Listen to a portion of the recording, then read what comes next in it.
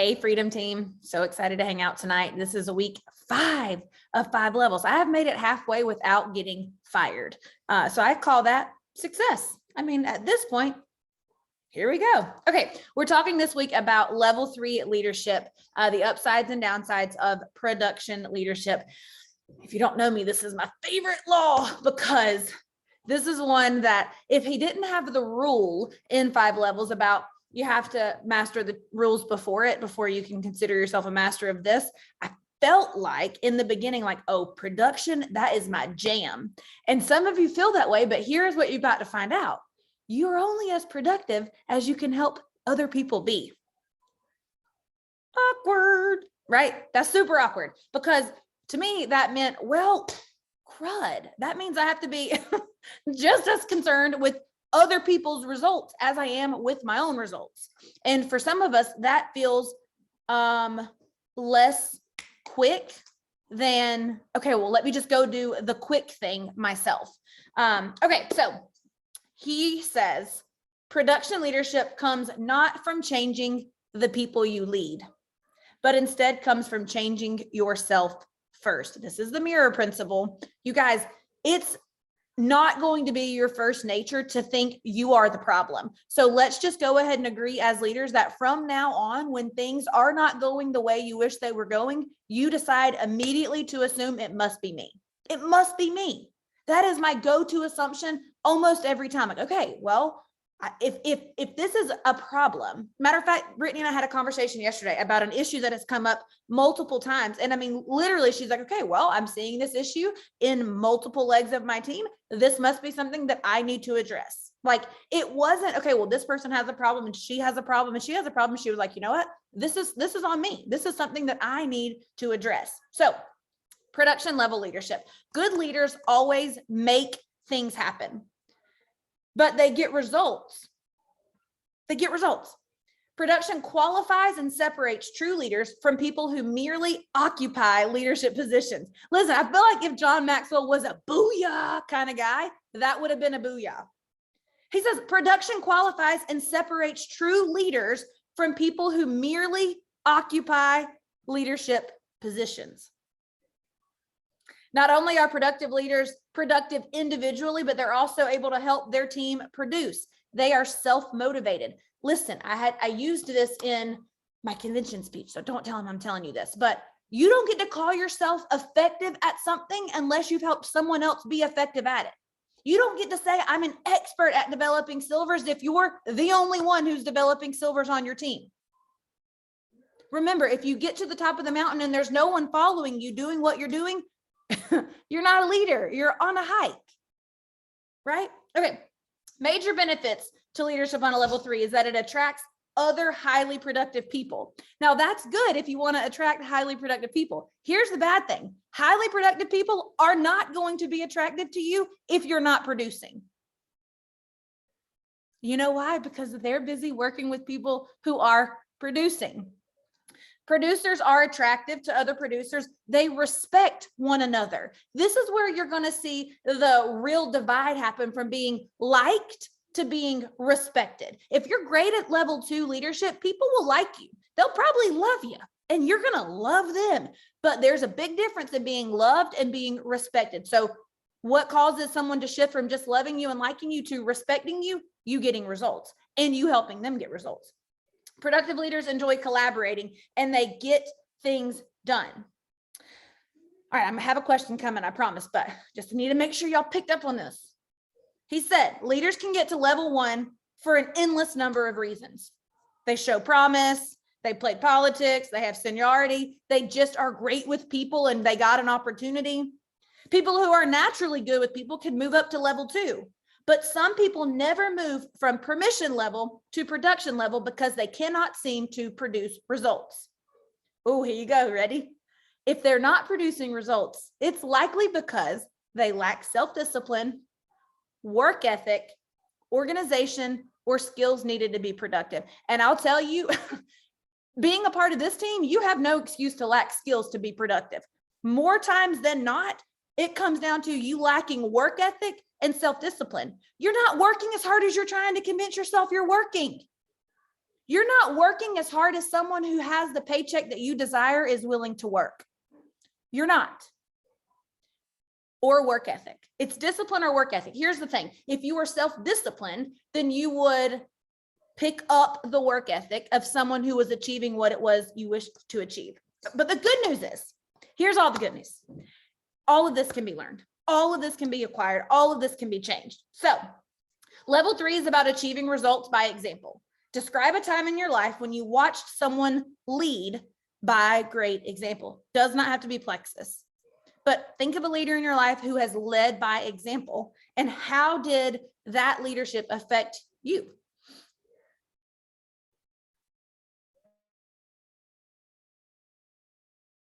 Does it have to be good leadership? Yes, because you can learn some things that you don't want to do. But for this particular question, people will do what they see. You're right. But let's try to think of a good example.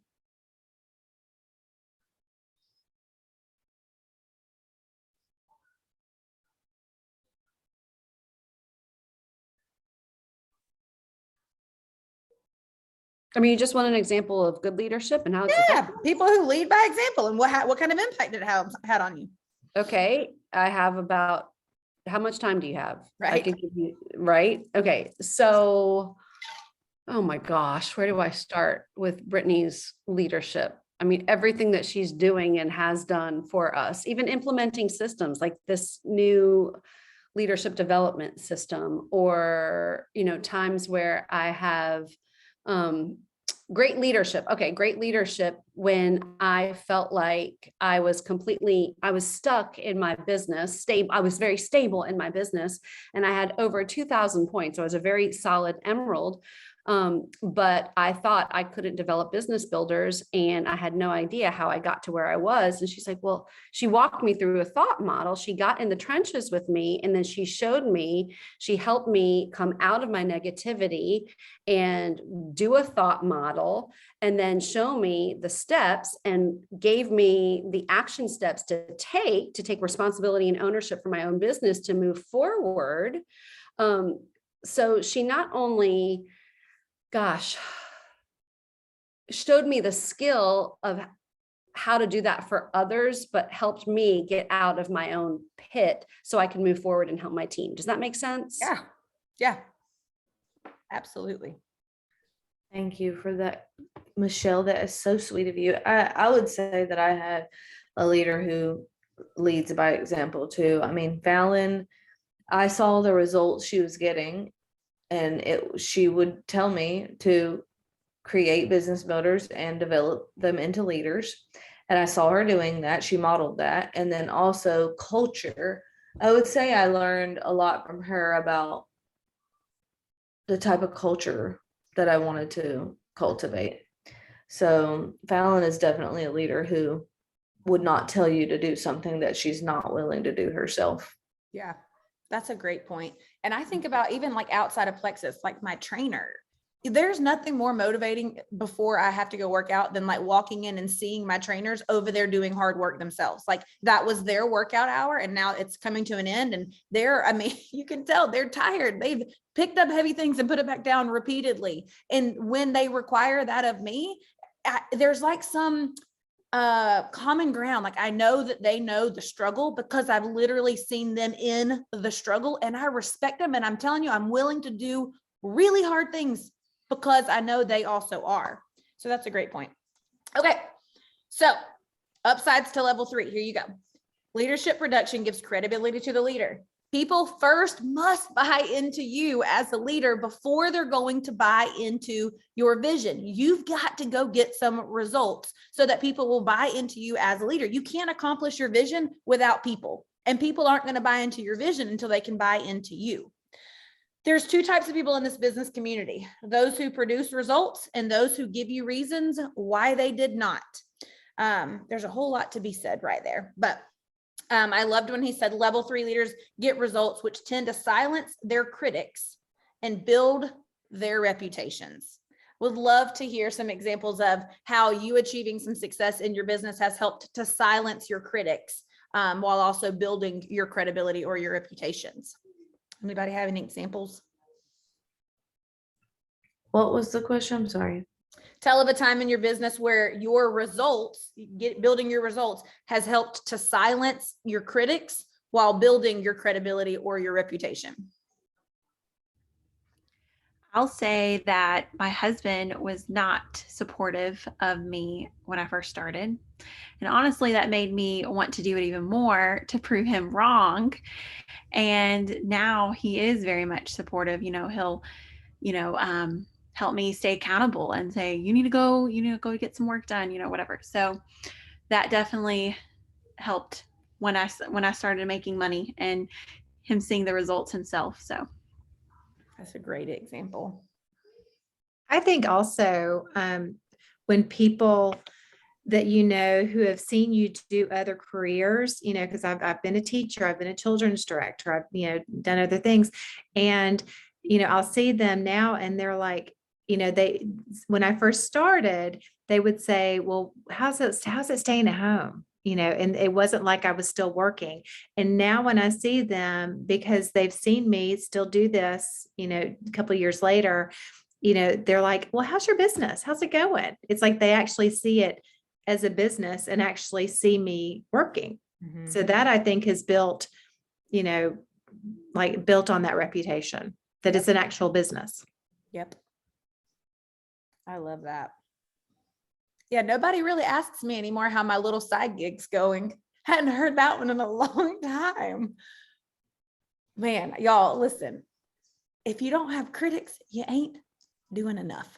Okay. And if you do have critics, it's okay. We all do. I still got them. Can't figure out why, but they there. So That's what I was going to say. You want to hear a funny? Oh, I'm sorry. Brittany was talking. Sorry. Oh, no, that's okay. You can go first, Missy. I can go after you. No, I was just saying a funny about a critic. And I think I might have told Christina this was that one time, how sometimes you tell your kids, you're like, we're not going to buy every single thing that you want. And Gunnar said, well, if you'll go sell some more of that plexus, we can. I was like, seriously, dude. But at first they had a hard time too, with me being on the calls and with bedtime and not being there. But he was like, Mama, have you made any more calls? Are you on the phone? Are you doing this? So even your kids, can see the fruit of that, whether it be monetary, whatever. Yeah. But that was funny that day when he said that. I love it. Gunnar gonna make sure you stay the course. I know. I was like, dude, well, first of all, he had to get in trouble about that comment, but then it was funny when he walked away. Yeah. Yep. Yep.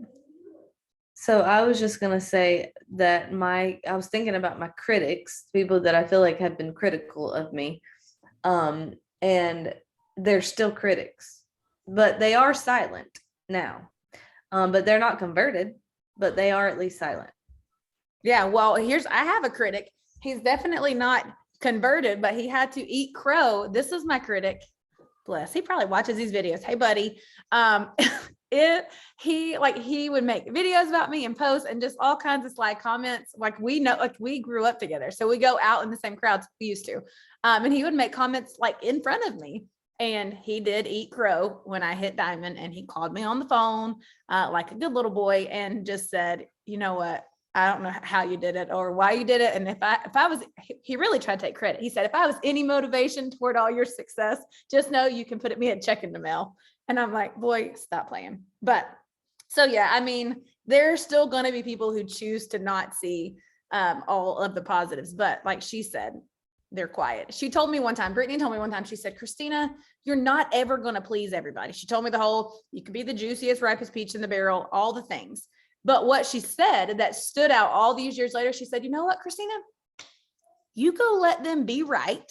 You go be rich and then wave at them from your Lexus one day. And I was like, sounds good to me. I'd much rather be rich than right, especially when they're wrong. So anyway, that's always stood out to me. Best advice ever, Britt. Okay. The quickest way to gain credibility as a leader isn't telling somebody what to do. Oh, listen, y'all, but being able to do it well yourself. And it's so much easier to just direct your people than it is to have to model for them. But y'all, that's what it takes. It is not okay for you to go and tell your team what to do. What is required is for you to be excellent at what you expected them to do, or at least be working toward excellence. It's not okay to hope that they get it figured out. You've got to be figuring it out and then analyzing how you got it figured out so that you can go share. To me, this applies to Plexus in regards to identifying gaps within your team and then taking ownership to fill in those gaps or skill sets yourself first. If you're noticing that certain people on your team are struggling with certain things, that's a you problem. It's your responsibility to then dig in and say, okay, why does this person seem to have this skill set and these people don't? Like, have I done something different with this person? Has it been more coaching? Has it been more modeling? What is it? And then what do these people need? So tell of a time when, and I have a million, but tell of a time when you have taken ownership of finding a gap within your team and then filling it for them. Like, well, how does that look? That could be something in any of the 4 pillars when you've identified a gap and decided to take responsibility for developing that skill set first. Okay, I'll go. Duplication was a huge gap in my whole entire business. So we were getting we had a welcome pack business. So we're still in the process of this still. Like, I'm still becoming an expert on duplication. I'm still learning duplication and then turning around and teaching them.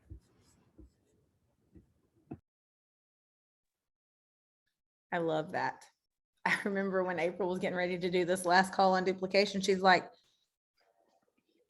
I have found so many gaps in preparing for this call. I have so much work to do. And I'm like, good. We should be identifying gaps.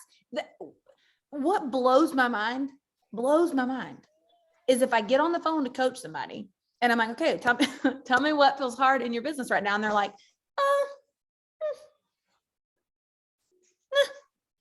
nothing really feels hard. And I'm like, nothing really feels hard, or you're really doing nothing? Because things feel hard for me. I be working, and I mean, telling you, things feel hard. I hit things that feel hard. So create some problems for yourself. You should have them. You should make them.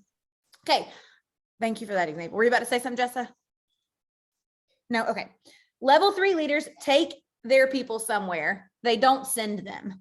To me, I was like, oh, that's good. You want somebody to go create some business builders, but have you taken them there? Have you taken them there? You can't send them. You got to take them. All right, another upside. Leadership production models and sets the standards for others visually. I love the story about Gooch, okay? Sweet Gooch. Gooch out there selling $1 million. Can't spell worth a lick. And they thought they were going to just pick fun at that. And you know what that manager said? Be more like Gooch, right? Y'all, to me, that applies to Plexus because you're not limited to your personality or your skills or your weaknesses, your past failures or success. It all comes down to your ability to produce visible results. And that comes down to your ability to utilize systems consistently, grow yourself as a person, and then repeat the process. Trust the process. Question. Think of a leader you respect. And for this time, you can't say any of the Diamonds on Freedom team. How much of that respect, if this leader, came as a result of what you saw them produce? Like the leaders that have the most respect in your heart, how many of them that respect was gained based off of results? My dad comes to mind with that one. He is a really reputable builder, and he never once paid a dime in advertising, and he's in a very competitive market here with Brunswick, St. Simon, Sion, all that. But it's because what he did was different than what everyone else would do. Like, he's not filling that hole with caulk. He's going to measure it and make it right. And especially when the market crashed, everybody else was sending their people home, and he's like, nope, we're still doing the same quality and the same stuff, and I'll figure it out and I'll do more and I'll make it happen. And then he stayed busy through the whole crash. And then when the crash was over, like, he's having to tell people, no, he cannot take on any more work. He got to figure out how to hire another crew, how to have another thing. But it was because he wouldn't give up, and he just kept on finding a new way to make it work. And now, like, if you mention his name and you're talking about building a house, people know, like, no, that's a good builder and he'll do the right thing. But it wasn't easy. You know, it just took him a lot of hard work to get there. Right. Right. I want to hear another example. Let me tell you one that came to mind. Brenda Martin for me, and it has nothing to do with Plexus. Brenda Martin came to mind for me because she has produced lots of children, various ages, that all want to stay close to their home. They work together in a family business. They all reside fairly close together. I'm looking over there at her and I'm like, I have mad respect for her, because if you can have that many children who don't, like, they all still love you as adults, and then they choose to stay nearby as an adult, I'm like, I respect that right there. How you produce that? I mean, I've asked anytime we get together, she probably thinking, Christina, does she like trust herself as a mama? Because I'm always like, how'd you do that? How'd you do that? How did they all love you, and they love each other, and they love your husband? Like, tell me how you did it. So, all right, another example. Tell of a time that you have a leader, you respect them. How much of that respect came from the results they produced? Okay. So one leader, someone I consider a leader from years ago, was the teacher under which I did my student teaching. And I was new to a classroom, had just completely switched careers, had no idea how to run a classroom. And I walked in thinking that she was like the strictest, most like unwavering person for these 5-year-olds that I'd ever seen. But as the year went on, I mean, they had so much respect for her. These 5-year-olds had so much respect for her, could read, could write, could do whatever she asked of them. And it was because she gained their respect, and they wanted to produce for her. And I just, to this day, I mean, I'm just so thankful that I got to be, underneath her when I was learning how to be a teacher. Yep. So you respected the results, which was a classroom full of children who, first of all, minded, second of all, grew. I dig it. Anybody else? I think about my pastor. I knew him before he was a pastor. He actually graduated the same year I did from a school here in the same county. But what made me want to go and be under his leadership was seeing what he was doing at that church. Like, I watched the growth of the church and like the kinds of people he was attracting and what they were doing. And for a long while, actually. And so, I mean, he kind of had to earn our desire to go check him out. So that's what I thought of.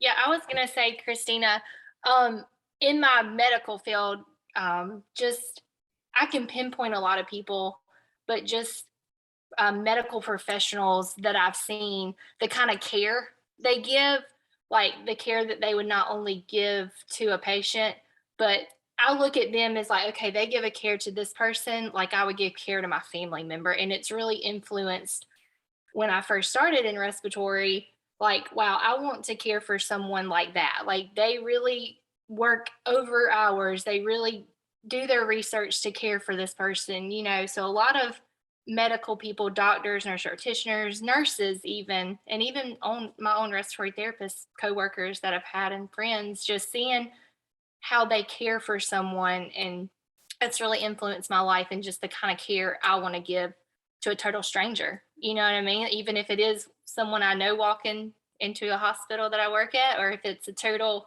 stranger, I'm going to give the same care regardless if I know them or I don't. And that was definitely something I saw modeled when I first started in the medical field. That's awesome. Very good.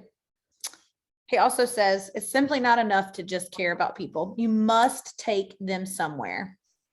You must take them somewhere, and you take them there by helping them produce.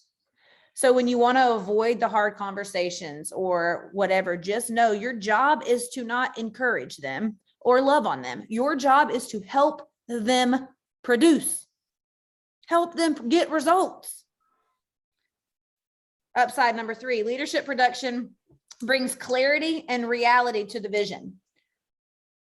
Once they see results and see goals being met, they get a clear picture of what it means to fulfill the vision. This is why momentum begets momentum, because production brings clarity, like, oh, that's what she's doing. If she's doing that, I can do that. And if we all are doing that, then we can achieve the vision. Tell of a time when productivity within your team or our team as a whole inspired you and expanded your vision and belief. Because that's what momentum will do. It will expand someone's vision. Something that looks like it might be really hard to achieve, in momentum, all of a sudden it feels achievable. So tell of a time when productivity specifically has inspired you and expanded your vision and belief. I mean, I'll go here. When I started, Brittany wasn't a diamond yet. You weren't a diamond. April wasn't a diamond. And watching the progression, like I remember being on, I think it was a Monday Night Live when Brittany proclaimed that she was going to go diamond, and like the power in that. And then she did. And then you did it, and you did. And then April said, we're going to push, and we pushed and we hit it. And so seeing that momentum over and over and over created from hard work. Mm-hmm. Yep. That was a fun summer. I feel like the March giveaway chat was like, that was an example. Like people got on fire because everyone else was on fire. And if she can get 6 people in one day, I can get 6 people in one day. Like, you know, I can get 6 people this month if she got 6 people today, and everyone saw it.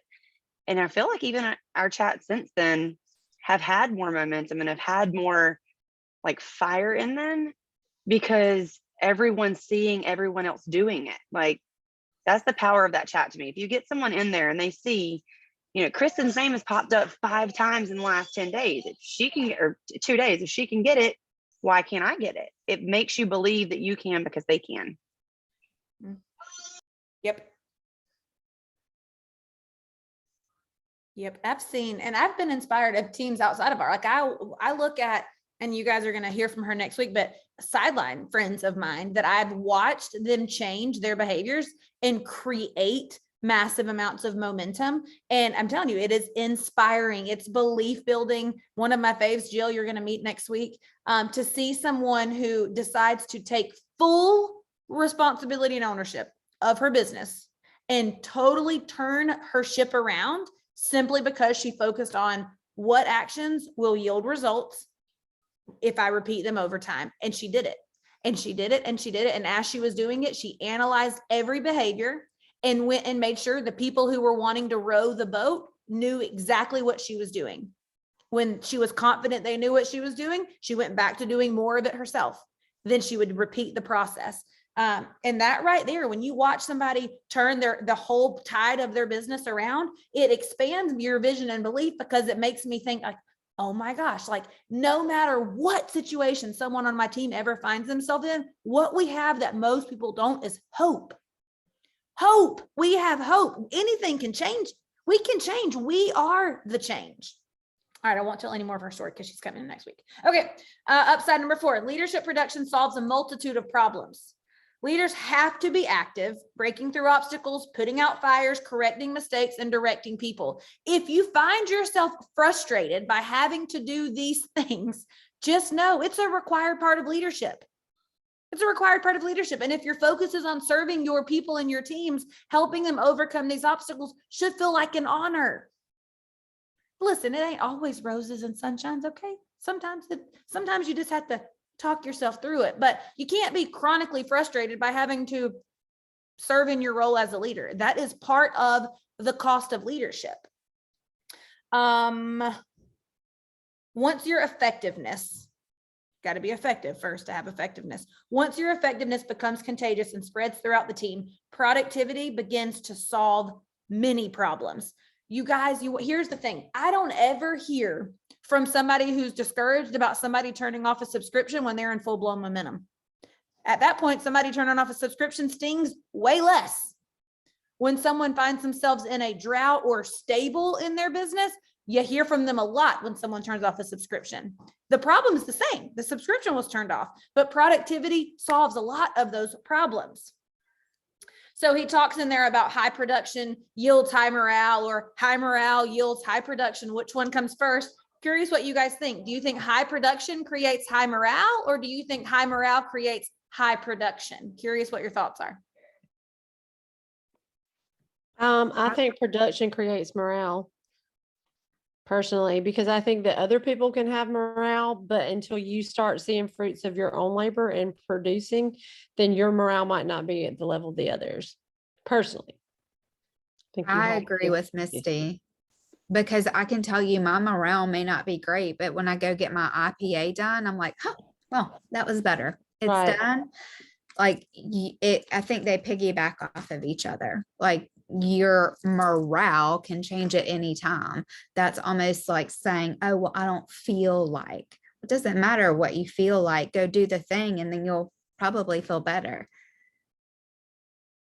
I would say that too. I always feel better on a good plexus day, even if there may not even be a joint in there.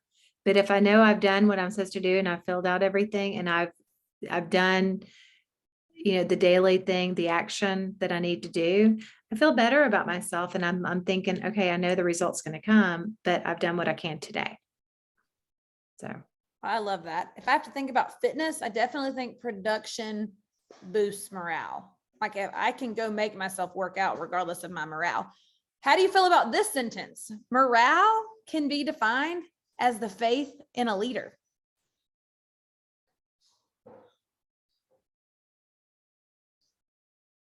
I had to chew on that for a minute. Morale can simply be defined as faith in a leader. You want your team to have high morale? Be the leader that will be in the trenches. That is what they will trust. It's called grit.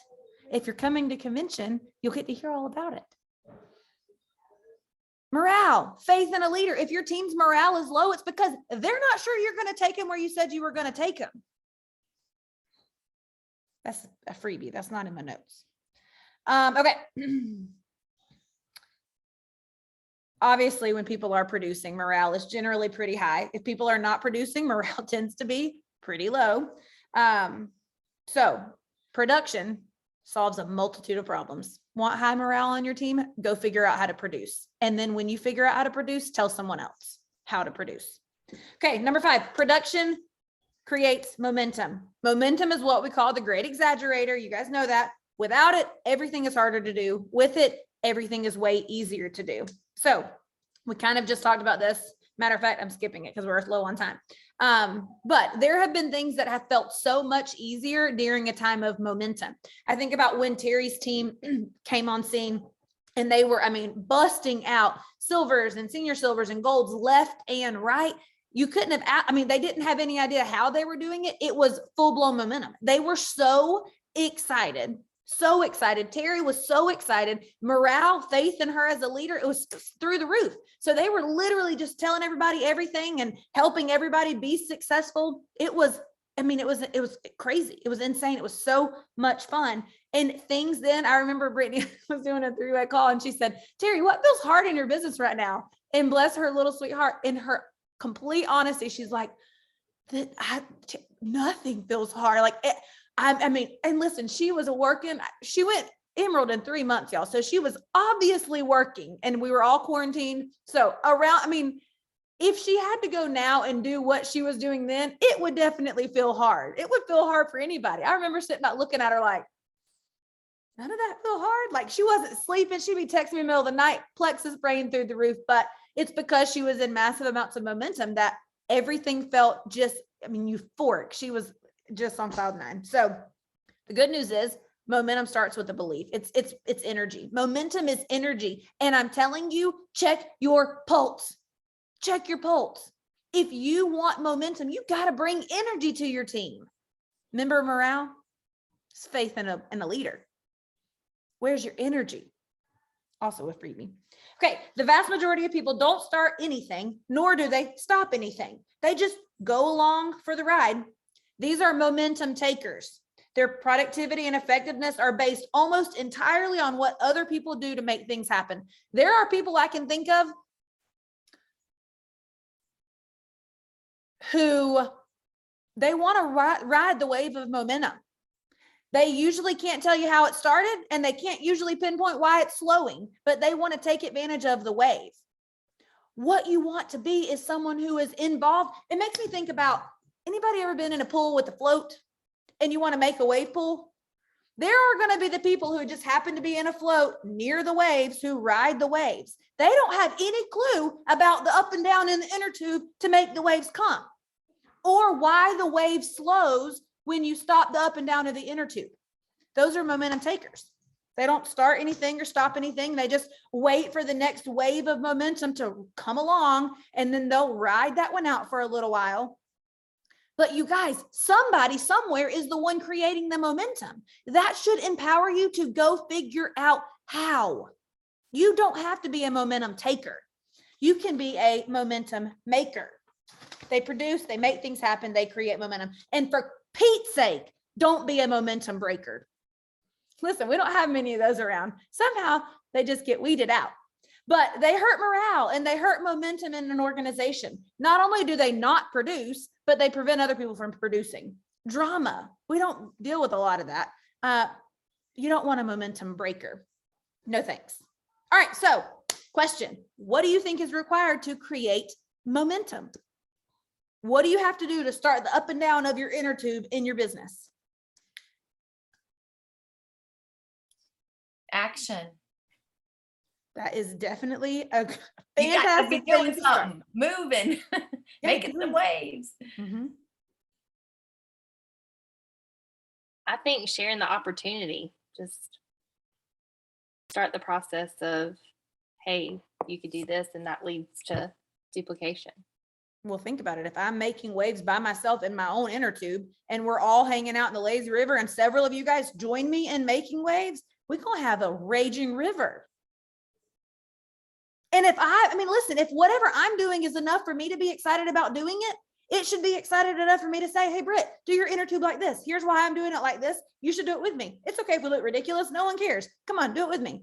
And then she should tell somebody else, hey, I'm doing my inner tube like this. Here's why I'm doing it. Come do your inner tube with me. A lot more would happen. So yeah, action, result, all of these things. It's an energy. Momentum, I told you guys, momentum starts with an energy. You got to be excited. There's something that sparks in these kids' brains before they start the inner tube up and down. They don't just have like a sporadic movement. There's something that says, hey, you know what? We could change things around here. We could make this even better. Belief. Yeah, this is a lazy river and it's nice, but we could make this better. We could make this more exciting. We could make this more fun. We could this could be our thing. And because I believe that this could be our thing, I'm going to take action and I'm going to do my inner tube. Yeah. I want to go to a lazy river now and make an inner tube. I'm telling you. And listen, excitement is contagious. Get in a lazy river and start making waves with your inner tube. And I will bet you $5,000 someone in your visual proximity will start doing it too. I guarantee you. If you smile and look like you're having a good time while you're doing it, they will make waves. Bet me. I promise. Okay. Number 6, leadership production is the foundation for team building. Not going to spend a ton of time here, but y'all, you are on a winning team. You know why you like being here? Because we're a winning team. Everybody likes to be on a winning team. Once you prove to yourself that you can be a producer, you'll learn to recognize production in others, right? But remember this, if you aren't a proven producer, you will not attract or keep other proven producers. If you happen to come upon one, they will not stay with you for long. That's why you must win at level 3. You must. Okay, so every level has upsides. There's some great upsides to level 3s. There's some downsides, and we're going to nail those too. Gosh, this first one. Listen, y'all have to be mad at John, okay? I'm just telling you what the good man says. Number 1, being productive can make you think you're a leader when you're not. I know. That's harsh, John. It's true. It's true. Personal success does not always translate to team success. Leadership is defined by what a person does with and for others. You're not a leader if you only have personal success. Your personal retention is 100% great. Your team's is 12. You might be personally recruiting through the roof every month, but your team is struggling to go silver every month. Being productive does not make you a leader, unfortunately. Good leaders are productive, but not all productive people are leaders. Okay, Leadership is measured by what the entire group accomplishes, not the individual efforts of the person in charge. This always makes me think of the fact that you don't get to consider yourself good at something until your whole team is good at something. And it reminded me of the story that he told about the baseball, the batter. He is a fantastic hitter, fantastic. I mean, batting average, just skill, precision, but he was a terrible coach. Terrible coach. You know why? Because he would just tell them to keep their eye on the ball. To him, it seemed like they should just get it. Like, well, they know what they need to be doing. They just need to try harder, keep their eye on the ball. He didn't understand, wasn't willing to analyze the fact that when the ball was coming in, he was watching the stitching. Because he was watching the stitching, he was able to notice the movement.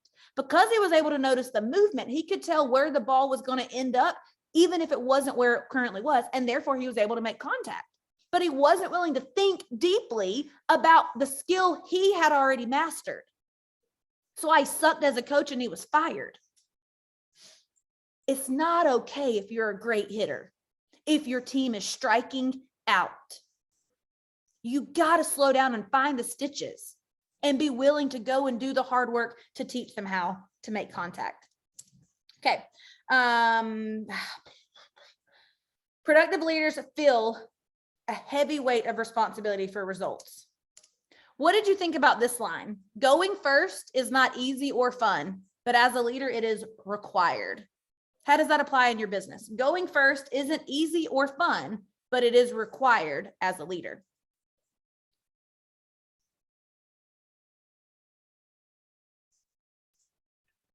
Well, it's the law of the lid. You cannot lead someone where you have not been. You have got to produce the results that you want other people to get. And that means growth and getting uncomfortable and doing the things. I mean, you've got to make it happen first, just like we've said over and over again in this chapter and tonight. I mean, you can't tell people what to do. You've got to lead them. So you've got to show them. Mm-hmm.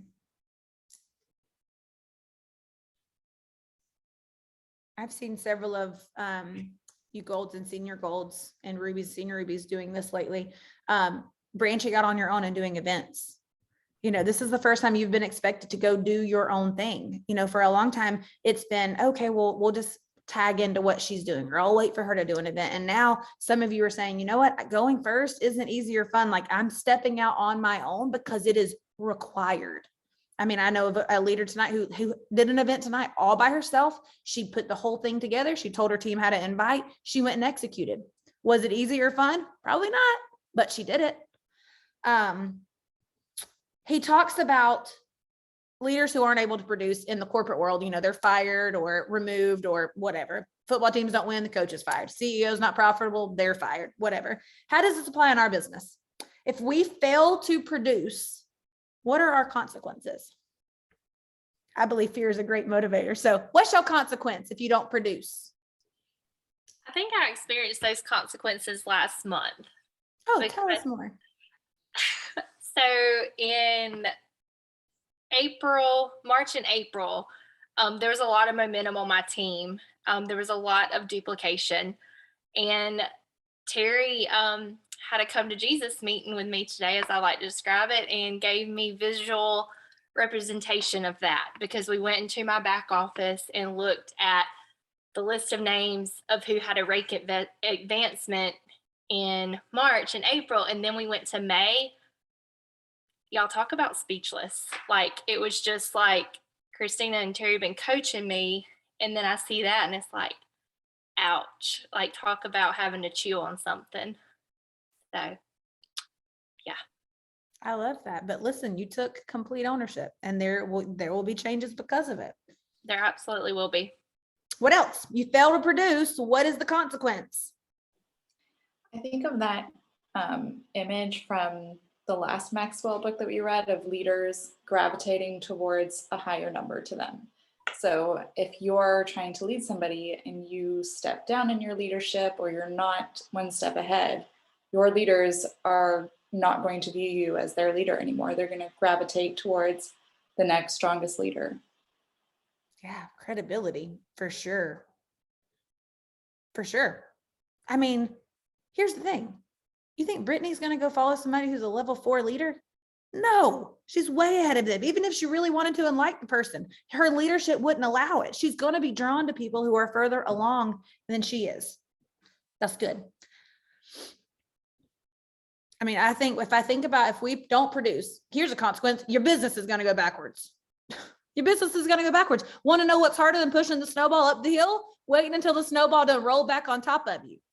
Ask me how I know. I was doing decline bench press today and decided to take a break and let the bar sit down. Terrible idea. Terrible idea. I should have just kept pushing, but I let the ball roll back, and it's hard. Your business is going to go backwards, and then you're going to have to make the hard choice to either figure out how to roll it forward again or suffocate in the avalanche.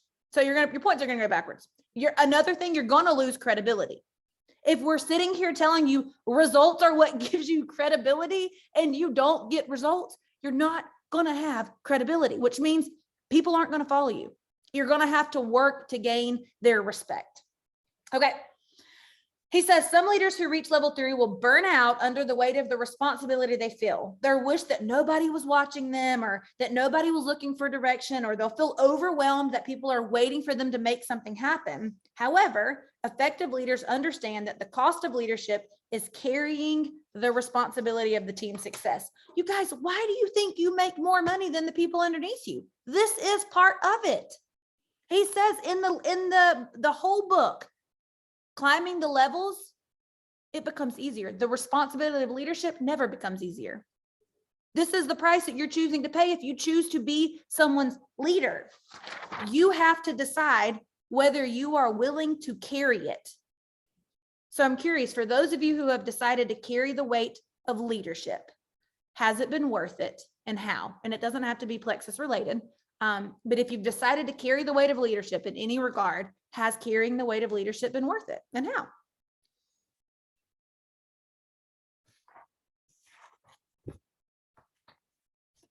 I feel like it's grown me in every area of my life, and that's worth it to me.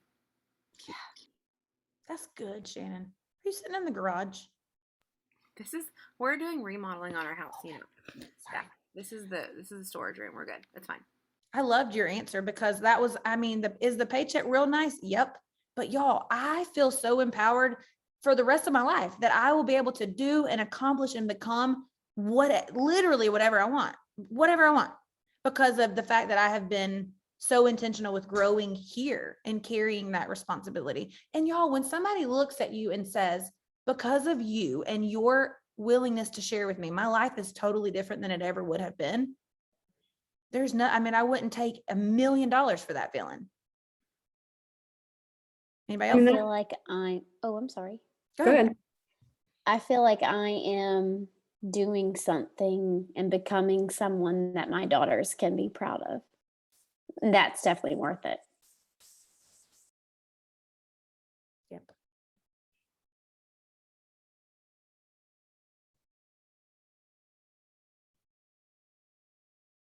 Michelle, were you going to say something?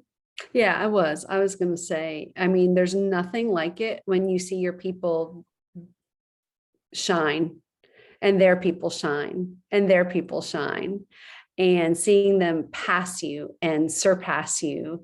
And, you know, the spotlight is on them, and for them to be reaching their goals, there's absolutely nothing like it.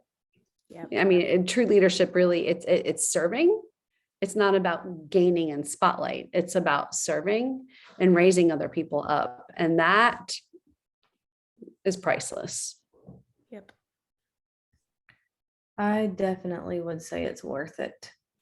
That sentence in the book about how most leaders have days where they feel like they wish that people were not like watching them or like depending on them or whatever. I feel that hard.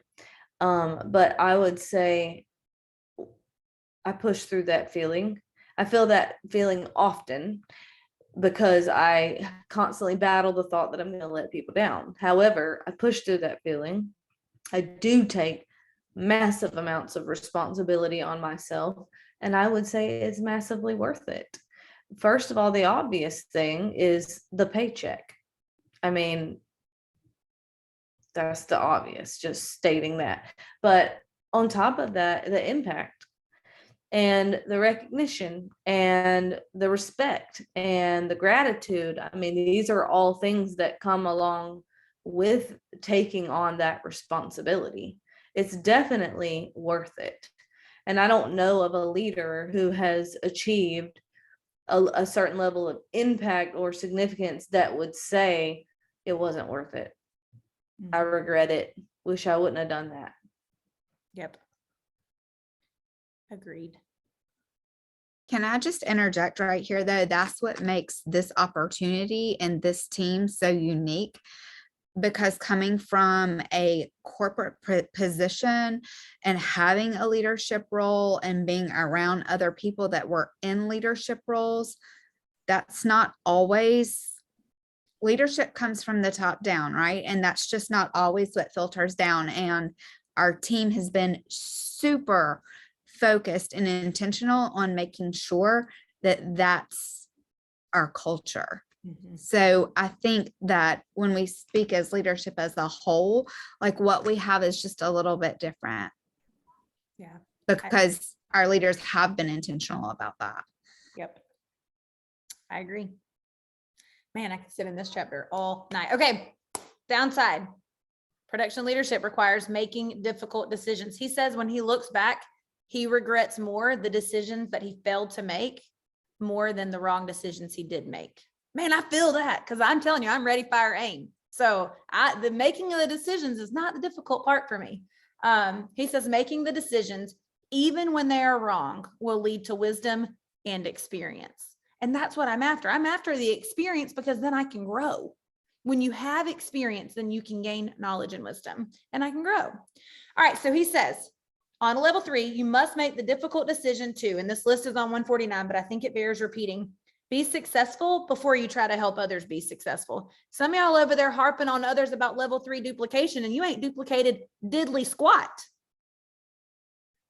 Be successful yourself in that area before you try to help someone else be successful. That is the best way to help them be successful. Hold yourself to a higher standard than you ask of others. Make yourself accountable to others. Set tangible goals and reach them. You don't have to reach everyone. You won't reach everyone, but reach some goals. Accept responsibility for personal results. This means you don't get to blame others. Admit failure and mistakes quickly and humbly. Ask from others only what you have previously asked of yourself. Gauge yourself on results, not intentions. Made a whole post on that today. Remove yourself from situations where you're ineffective. Before I ask this last question, and then we're going to close, what I want you to know is that you teach what you know, but you will reproduce what you do. You can teach people what you know, but you will reproduce what you do. So, out of all of those decisions that he says you must make, those tough decisions, which one for you is the hardest? It's on page 149 if you don't have your list.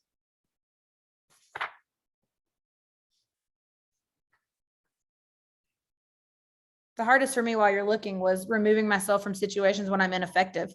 Realizing that if I've done all that I can do to want this for someone and to show them the possibilities, and what I'm proving to do is not being effective, giving myself the grace to say, you know what? I'm going to have to put some boundaries here, put some separation here.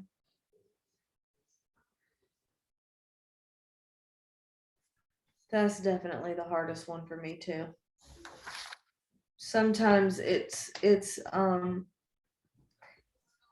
sometimes it's hard to discern when you have a team member who says they want this, but they're not reaching their goals. Sometimes it can be hard to discern if the problem is their willingness or if it's their ability, especially when they say all the right things and they act like they really, really want it. So that one that you just said about Like, it's just determined. First of all, if I can determine that it is that I'm not being effective, like if I've determined that it's actually them who's unwilling to make the changes, then that's what lets me know that the distance is warranted. And that's hard. That's really, really hard for me, especially when you care about the person deeply and you see their potential. Yep.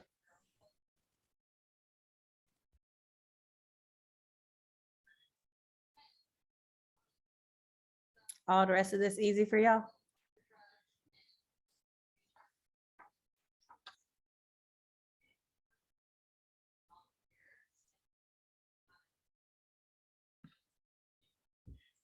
How do y'all feel about that one? Gauge yourself on your results and not your intentions. How did you know? I was literally just reading that I one. mean, I don't know. I might have heard you say a few times, I have the best of intentions. I meant to. Yep.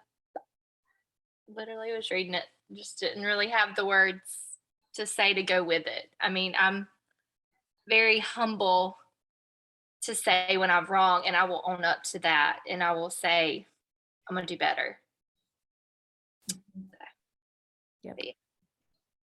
I can't recruit myself to Emerald. That's the bottom line. Yep. Whitney says setting tangible goals. That's hard for her. I have some people on my team that struggle with setting goals for a multitude of reasons. There's some good leadership podcast about setting goals, Whitney. You should check that one out. All right, y'all. Anybody else want to share what feels hard to them? Maybe I should have asked which of those feels like easiest. Which of those are you crushing? I'll tell you which one I'm crushing, and then I want to hear from you guys because we have 1 minute left. Listen, I don't ever ask for my team something I'm not willing to do, usually twice as much. Like if I'm going to ask my team to do it, they can take to the bank. I've done it. I'm going to do it. And I'm probably doing it right alongside of them. So that is one that I feel like, oh, I'm nailing that. That's the law of the picture. Anybody have one that they're like, oh, I've got that one down? Yes.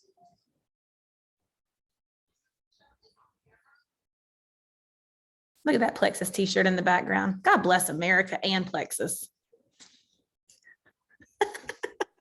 You couldn't hear him, but he said, that's right. And he told me he was going to wear it when I bought it for him. I said, you'll see. I dig it. Come on, y'all. You have to know your strengths. Which of these are you great at? Oh, Sarah Marie. Yes, you do admit. Yes, you do.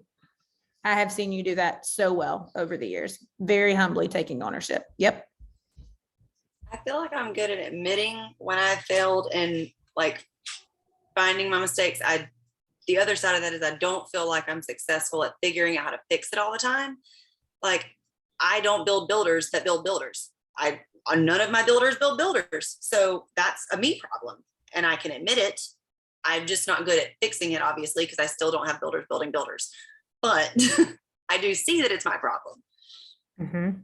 So the way that you become successful at helping your leaders create leaders is analyzing every single solitary thing that you're doing to create a worker. We can talk offline about that, but that's how you do it. What does Cyrus say? She's working on being successful, helping others be successful. Yep. Oh, Michelle, making yourself accountable to others. Yes, you do. I have seen you do that several times. Yep. I dig it. I think I've said that a couple times on this call. Dang it, I need a new line. All right. Well, that's it for week 5. Next week, it's going to be beliefs and behaviors of level 3. And then we will move into level 4. So this week should have felt heavy. It should feel heavy. You should have very practical things that you're like, okay, this is what an effective level 3 leader does. This is one thing I'm going to focus on and I'm going to master. And then you'll go to the next list. Avoid the trap of feeling like I've got to go nail all of this at one time. If you feel like you're lacking in producing results, pick one thing to start producing and then do the whole thing well. Analyzing how you changed, why did you change, what did you change?